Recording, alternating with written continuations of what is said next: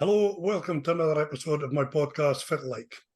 I'm joined tonight by Paul Innes, probably better known as Dolly. So my first question tonight is, Paul, Fitlike. Aye, good, aye, very good, very good. Thank yourself, Lee. Do you know how fine? Thank you very much for coming on to have a chat with me. Aye, no So bother. I have to start tonight with a first question. When I think of Dolly Parton or Dolly mixtures. Why are you called Dolly? Neither of the two. Okay. Dolly Dimple. A Dolly. smile of two dimples. Dolly Dimple. It was growing up in Ailsa Court. Alexander Reid, Panda. He started calling me when I was 5 years old, and we got it since. Make your mind you growing up and we'll be across the road for you. That seems Right, aye. Aye. So who was growing up for you, Paul? Growing up for you, how did you grow up at after? Aye, spot on, aye. Grew up in Ailsa Court, as you say. Fantastic street, Abdi Kent Abdi. Aye, brilliant. Dad was working and Mum went down the road. I got a cup of juice or a pee in somebody's house. Door was locked, and then if you needed anything, you chopped the door. It was no bother at all. Great kind of community feel within the street. Abdi Kent Abdi, and Abdi got on fine. It was brilliant, really good. You say Abdi Kent Abdi, and if there was only trouble, well, I had 3 loons, and if there was only trouble in the street, I'd write a chap at my door in case my lock was involved.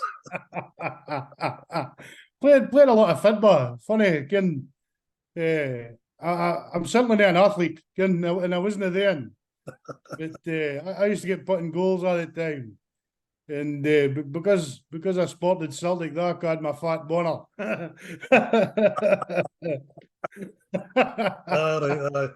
Okay. But no, growing up was great.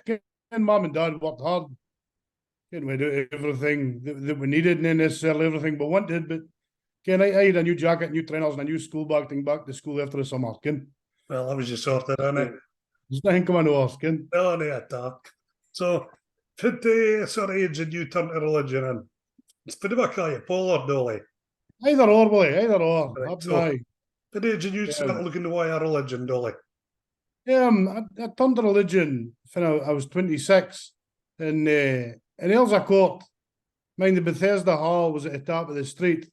Aye. And my first kind of religious experience was up there. My brother Billy, he was going to Sunday school up there. And everything that he did, I wanted to do.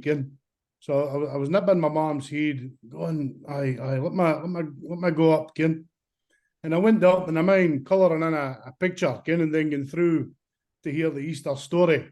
Okay. And I went home that Sunday, and my mum, she was making the dinner.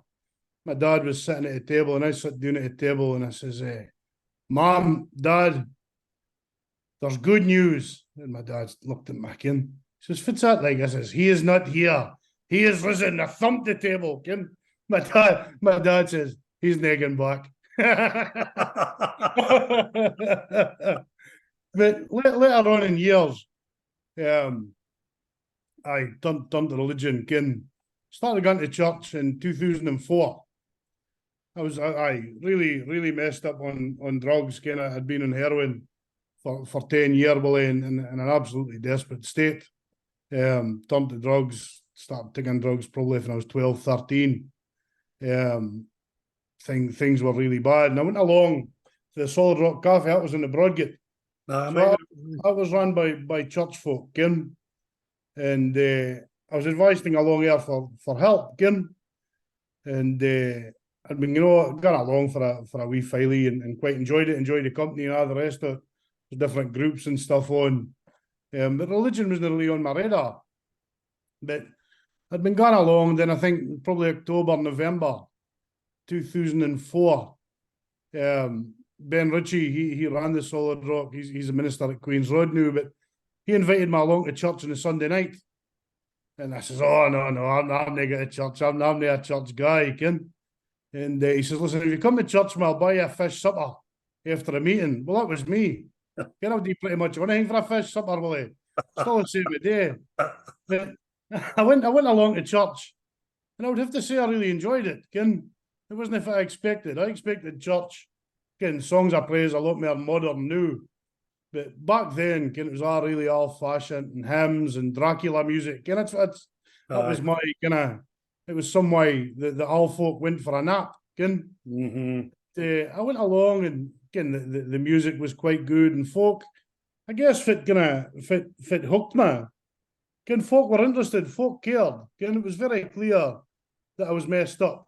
I wore an all Celtic top, that was all full of burns and everything. A pair of Primark tracksuit trousers and trainers that didn't match. The reason the trainers didn't match, my mum's pal, Margaret, she worked in a shoe shop at the time. So used to get trainers cheap. So I got the een that had been in the window all summer, and the een had been through the back. All so right. one was faded would be in the sun for days, and the other een was how it should have looked, ken. But they accepted me, ken. They were brand new with me. Ken, we go about life, Willie, and I'm sure you're the same. Ken, we say to folk Fitlike, and we move on. Folk in the church, they were saying Fitlike and waiting for an answer, ken. They cared for me, ken. And I guess 5 or 6 fish suppers later, I really enjoyed church. I started bumping into a lot of folk I kenned that started getting along to church and different things, folk that I would never have imagined would have went. And December the 4th, 2004, one of my pals came home for sea. I wasn't working at this time. I worked the majority of my addiction, worked through, we were brought up, we a strong work ethic. I mean, when I was 16, first time I told my dad I was taking a day off my work because I was near wheel. Wasn't happening. Oh, no, he says, that's a black affront. You'll go to your work. If you're near wheel at dinner time, you'll come home. We worked for the age of 12, like in a fish yard and always. Just the way it was. Aye, definitely. And I wasn't working at the time. I'd been working for a couple of months. And a lad, one of my pals was coming home for sea, so he messaged me about 7 o'clock in the morning. And he says, listen, Dolly, we're on our way in. I've got a big square up. You fancy going out to play? Definitely. I was skint. He had money. So he picked me up in a taxi, went down to the pub that his sister worked in. And he says, we'll just have a day out. We'll buy this and that and the next thing. And went down the road, bought tablets and different things. I went into the chemist for my methadone, and the chemist says, no, look at the state you, I'm the dispensing drugs to you the day, and I said, well, I'll just sit here and wait. So the wifey got fed up. She gave me my methadone. About an hour later, my body totally collapsed. I overdosed. It was Haddo's at the time for Subways is new. Seen the Broadgate? No, aye. 2 o'clock on a Saturday afternoon, just fell in a heap, overdosed. I woke up in the hospital in Aberdeen. And at the bottom of the bed was Ben Ritchie and the other lad, Daniel Sutherland, 2 lads that I knew for the Solid Rock Cafe that had been helping me. Okay. I thought, oh man, Christians again. This is church folk. And Ben, I used a one. He says, listen, you've been very lucky this time. Next time, you might not be as lucky. He says, is this what you want for your life? He says, have you not had enough? And I started to think about it, and I started to think about other things that I had enough of. I'd had enough lying to my mum and dad all the time, overdosing, being in cold turkey. Like all my pals were dying and different things. And I thought, I've had enough. I can't live this life. And I mind maybe about 2-3 weeks before it, Beldy Blackhall bides right across the road from my mum and dad on Gallagher Road.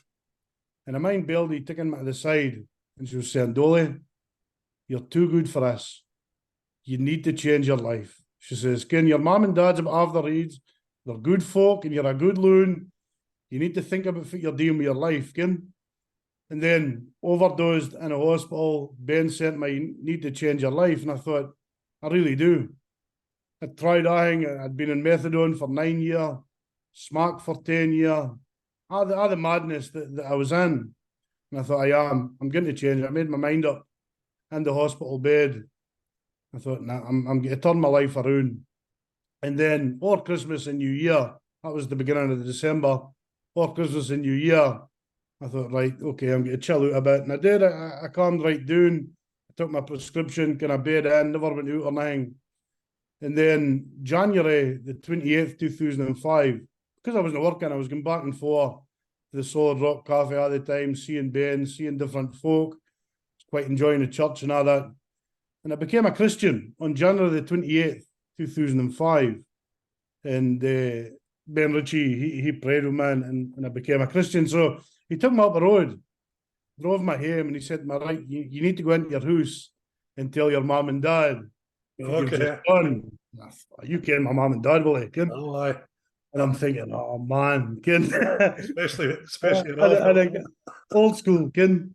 So I says, you come in with me, you tell him, ken. And he said, no, you need to tell him in the Bible, and he's sharing stuff with the Bible and folk, can I share their stories? I'm saying, oh man. So I went in, ken, bearing in mind, ken, I've just became a Christian, but I'm still a drug addict, ken. Aye, okay. My dad, he's sitting in a classic dad chair, ken, nearest the fire, best view of the TV, remotes on the arm of the chair, ken. The big dad chair.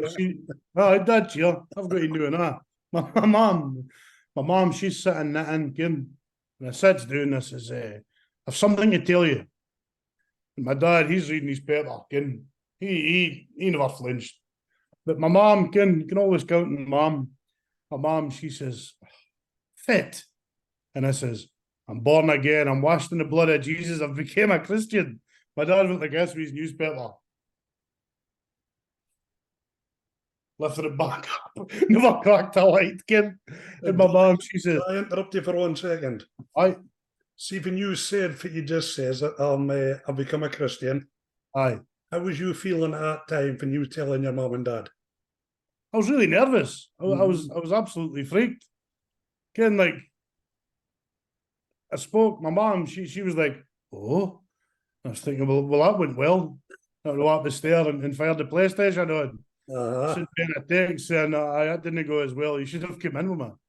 But, Ken, I was January the 28th, 2005. And I wouldn't say there was only kind of dramatic change then. I had made a commitment, Ken, that I was a Christian. I was going to follow kind of Jesus, Ken. And I did.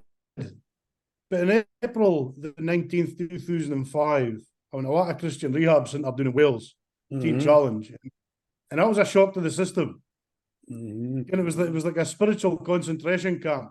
Okay. And all the rules and all the discipline, all that sort of stuff. For 10 years, I had pleased myself and done what I liked. So I needed something hardcore, like Willie. I needed to change. And this was it? This was it, aye. So I spent a year doing there. I got counselling and that, and you're taught the Bible and different things. For 4 weeks, the first 4 weeks, you detox and that, and then you're totally clean. And then you go through different phases for you get days out and weekends home and stuff. It was an incredible time. I bed on doing in Wales for a year after that and did a Teen Challenge Leadership Academy. That's kind of like a short kind of Bible college course. Okay. So I did that, and then I went up to work on the borders in a Teen Challenge rehab.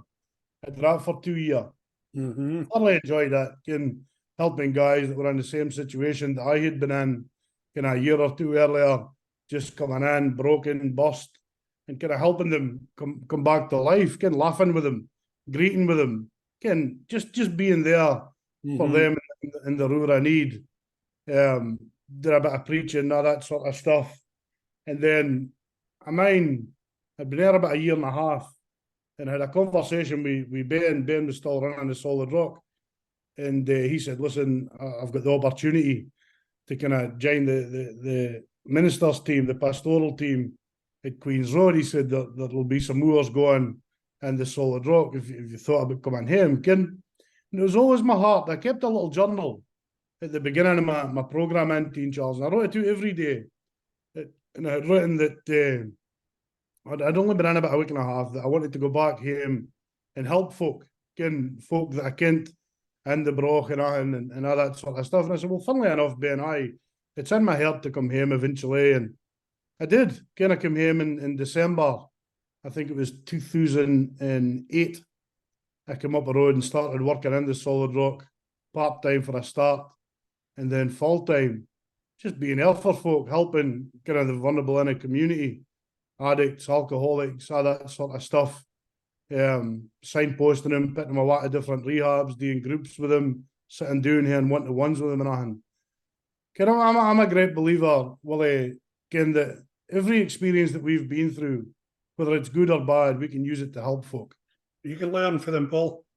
Absolutely. Again, there was a guy, when I was at the Teen Challenge Leadership Academy, the leader there was a guy, Pastor John Ivinson. And a diamond to a boy like Willie, again, really gentle. And he said to me, he said, Paul, it's important in life that we use our pain, and we don't let our pain use us. And I thought that was pretty incredible. That's a fantastic saying, that. Aye, using my experiences to help other folk, as you say, learning for them. What did I learn from my bad experiences? Helping folk. And it was an incredible time. I did that for 10 years. We put on a meeting once a month. Again, we got it street church. We got addicts and alcoholics in the tuna and fed them. Again, we gave them soup and a sandwich for a start, maybe a little meal. And then we had like the God slot. But what we did, we kept the pudding for after the God slot. Okay. If we gave up the food, they would have bolted it for a God slot. Come on, Kim. So we put a sticky toffee in the oven, turned it up a notch so the smell wafted through, so they would sit. But great days like Willie, I did that for 10 years. I ended up running the Solid Rock for a few years. And again, great days, I met my wife Julie. Oh, sorry, carry on. When I was in a Teen Challenge Leadership Academy, she was there as well. She's for Aberdeen, So I met her and we were quite close, and I was in the friend zone. The friend zone's not a great place to be, Willie. Okay. The friend zone. So I told her how I felt, and she was saying, "Oh well, I didn't feel the same way." Flip's sake. But eventually she relented, and we got married in 2010. But since then, as I say, I ran the Solid Rock for 10 years. And then I started volunteering in the Peterhead jail in Craiginches in Aberdeen. Okay. With prison fellowship. And then some wars came up for the new jail opened. So I started working in there part-time. I absolutely love what I do in a jail. I did that for probably 5 years part-time. And then 2019, I got offered I applied for a full-time post doing Glasgow. I was working in Berlin, in Low Moss. Different world altogether doing that. And then the full-time post came on a go up the road here just 2-3 months ago.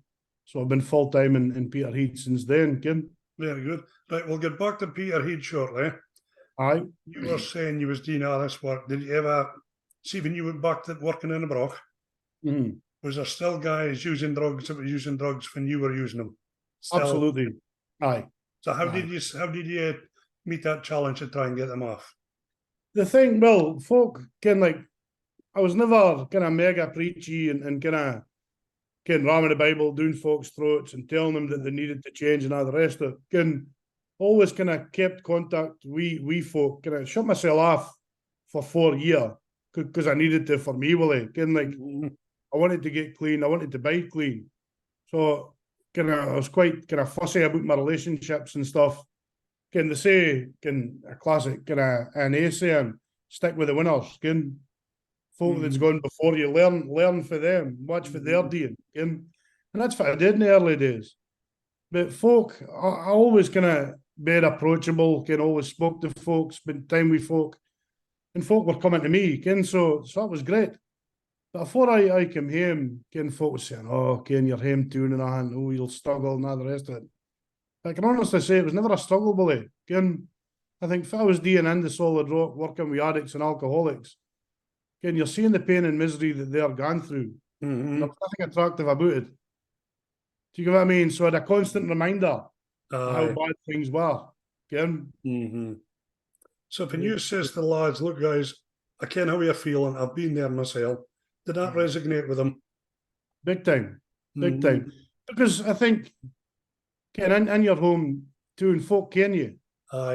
You know what I mean? They ken how mad I was When I was on the drugs and I was loud. I jumped about the Broadgate with I worked in the factory. I had a blue bailer suit and yellow boots on all the time. On the Broadgate, full of peels or full of something, shouting and bawling. And folk seen a change in me.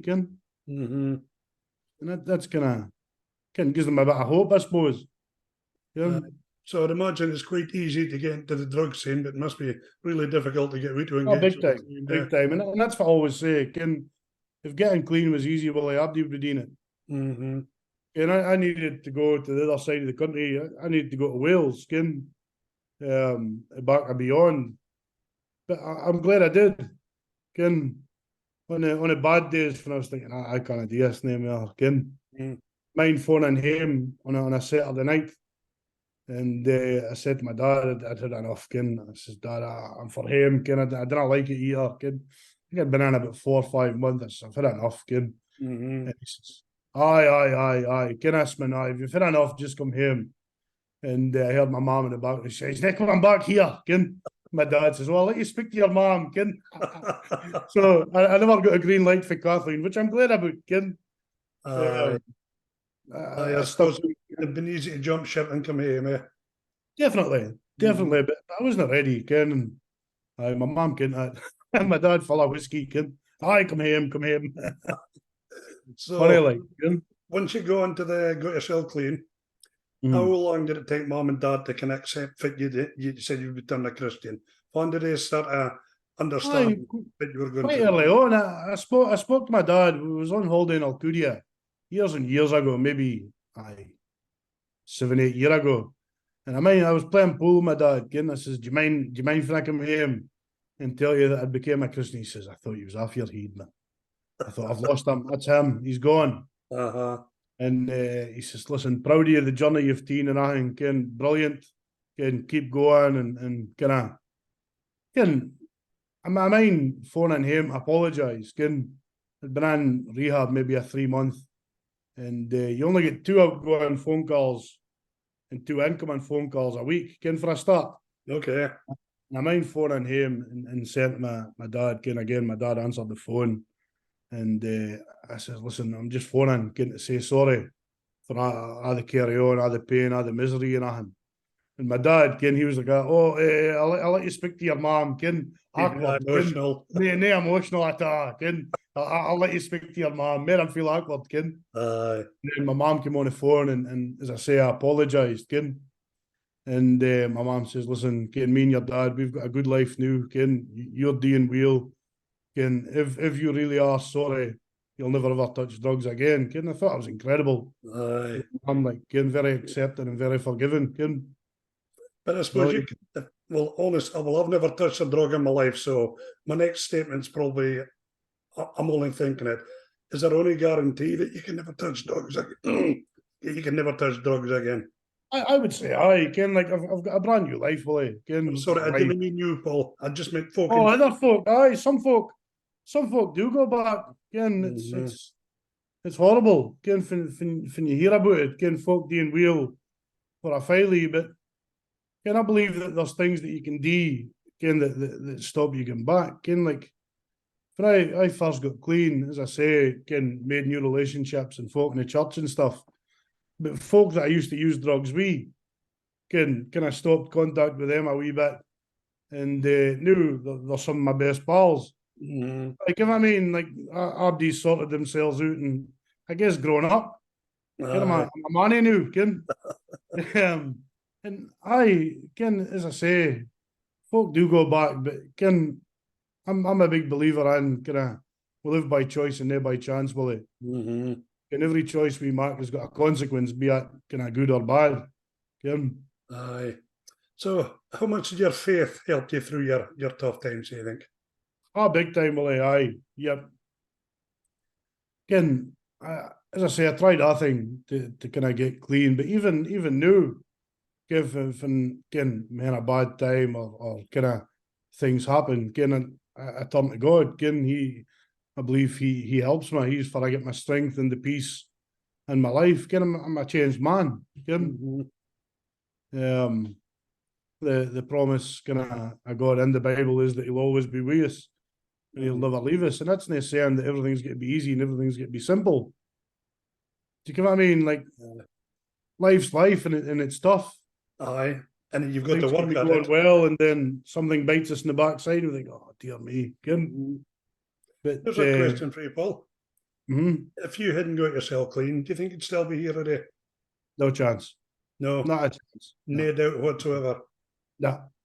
I was a slippery slope. Well, I really was.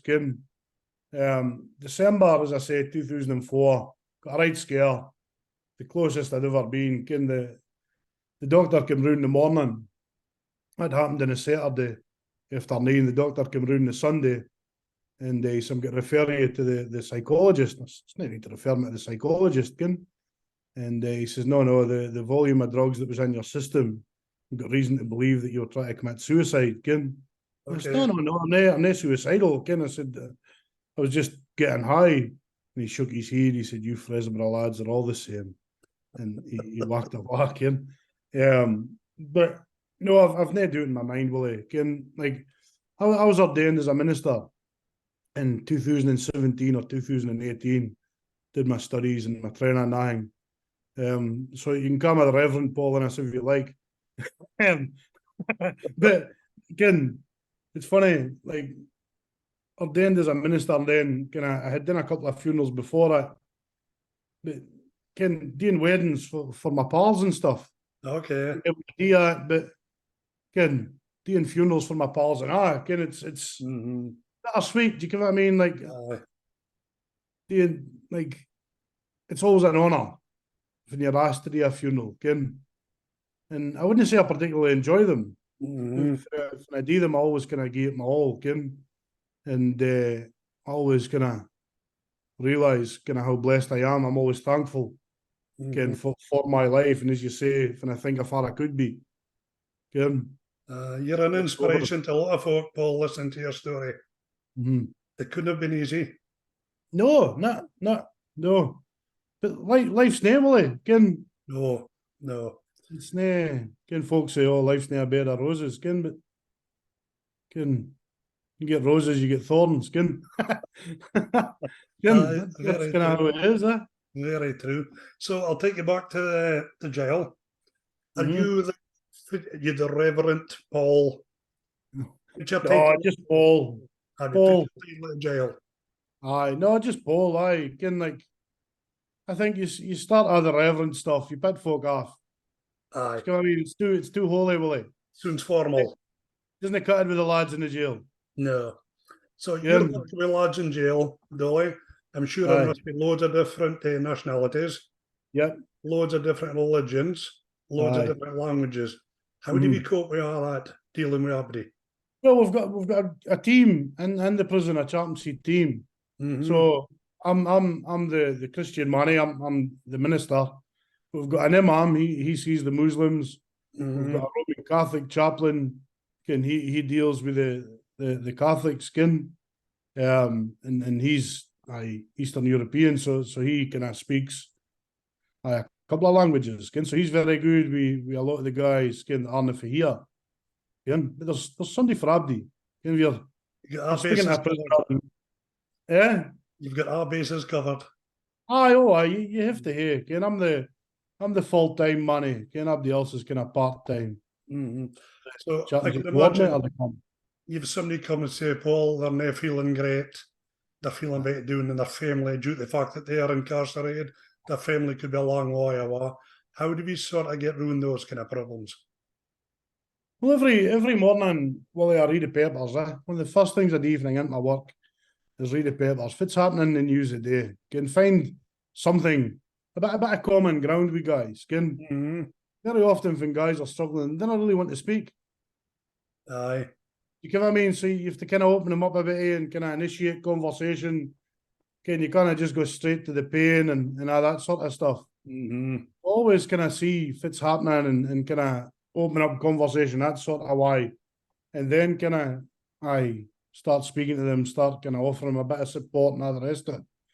But always try and build relationships with guys so that when something does happen, can get a lot of guys that family members pass away when they're in jail, and that's horrible. For us, in the community, when somebody in our family dies, we've got each other, we've got our families, we've got folk we can turn to.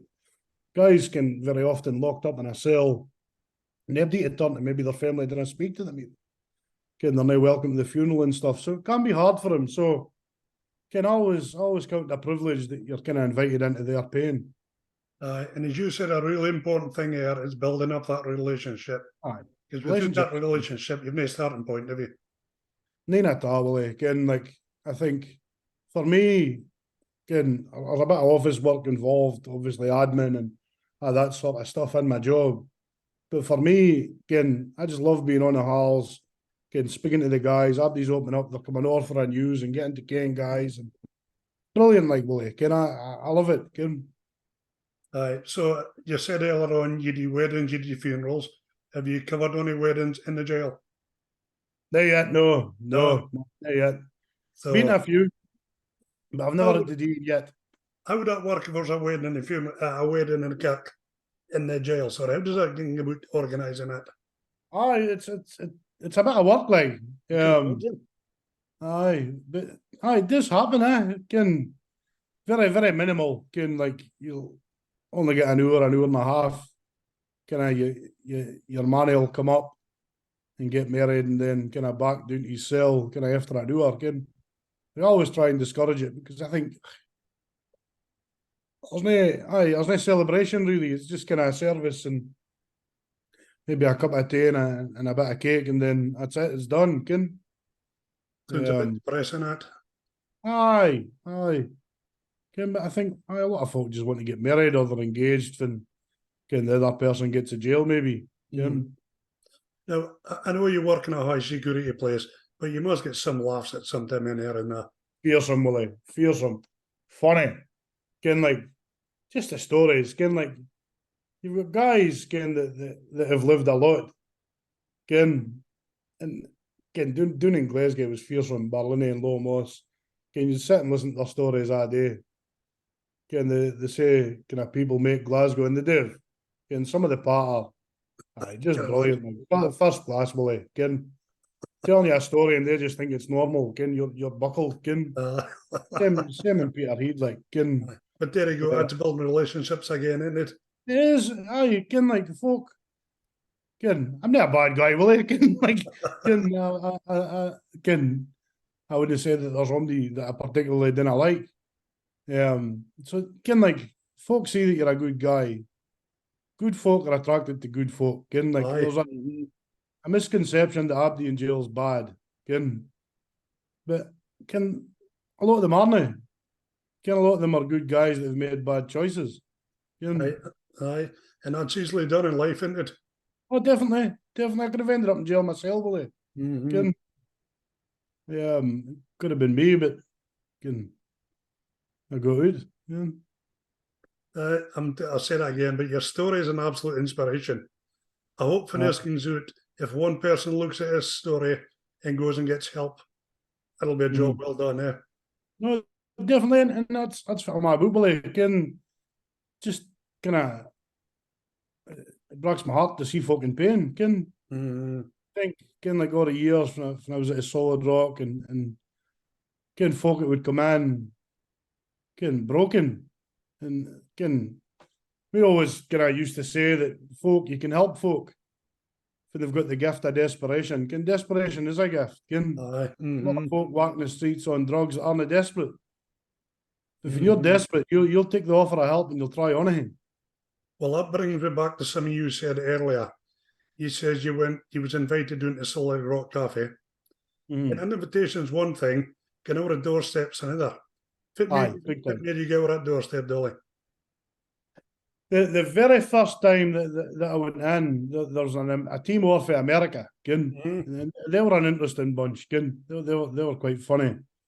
But my brother had been going back and forth. He says, aye, come up, they're all right. They feed you and I said, aye, all right, I'll go up. I was high as a kite and I fell asleep in the settee. That was the very first time I was up. And then second time I went up, I thought, aye, no, this is all right.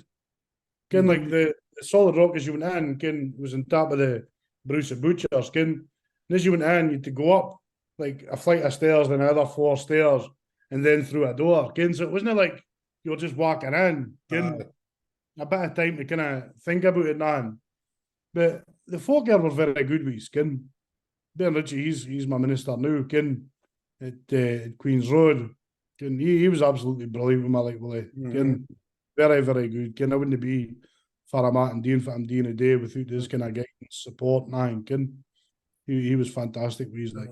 I've kept Ben for a long time. We used to play football together. It's That right, shows you how long ago that was. And Liz, Les, aye. glory days. Glory days, aye. Brilliant. Aye. So he was salt of the earth, Willie. Ken, like, just took my hand. Ken, I'll show you what you need to do. Ken, if you're serious about change, let's do it. Ken, and here I am, 18.5 years later. Ken, incredible. Wow. I'm thinking back to another thing he says. You overdose, you're walking up in the hospital, and here's Ben Ritchie at the bottom of your bed. Aye, yep. I mean, I bet there's plenty of other things you could have been doing that day. Oh, it's a fact. A Saturday. A Saturday night, Ken, like, I always say Saturday's family day, Ken. Aye. No matter if it goes on the rest of the week, Ken, I always try and spend Saturday with my family. But I Ken took time out through Aberdeen to see man, and again, just fearsome, like, Ken. Aye. And you've been family ever since, William. Aye, oh aye. Aye, brilliant, like, very, very good, Ken. Right, Paul, we're going to finish up with you. I'm going to ask you a bit of advice.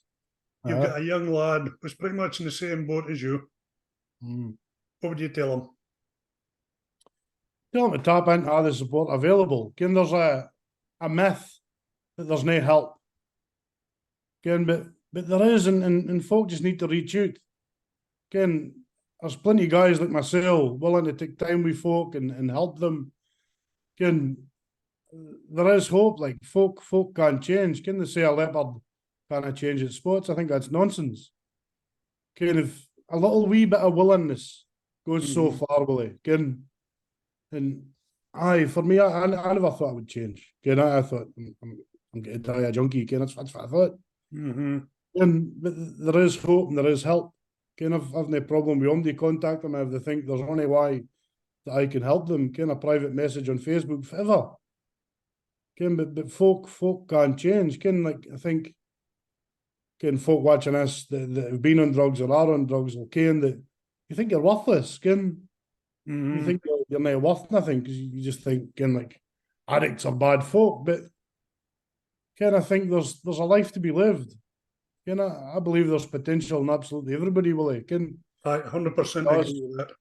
It's up to us whether we tap into it or not. Ken? And again, I suppose a lot of young lads started doing drugs just by simply making a bad choice. Definitely. Ken, well, kind of heroin landed in the bro, aye, big time in kind of the mid-90s, 94, 95, and Ken, I'd been dabbling with drugs, but it was just another drug. And it wasn't like, Ken, in nowadays, kind of young guys getting into drugs and stuff, I think for Ian, you seen what it's done for a generation before you, Ken, like, it's mad, Ken. But I guess folk want to find out for themselves, eh? I'm not like everybody else, Ken. Well, I can handle it. Aye, oh, definitely. Yeah. Well, Dolly, it's been an absolute pleasure speaking to you again. I'm going to say this for a third time. You're just an inspiration to listen to. And it's been a brilliant. Cheers for inviting us on, eh? It's been an absolute blast hearing your story and to where you're at now. Aye. I can only say, well done, Paul. It's been an absolute pleasure. This will be out in the airwaves tonight. And thank you very much for coming on. And you take care. Go on, Willie. See you later, Paul. Right. Thanks again, Paul. Take care, Dolly.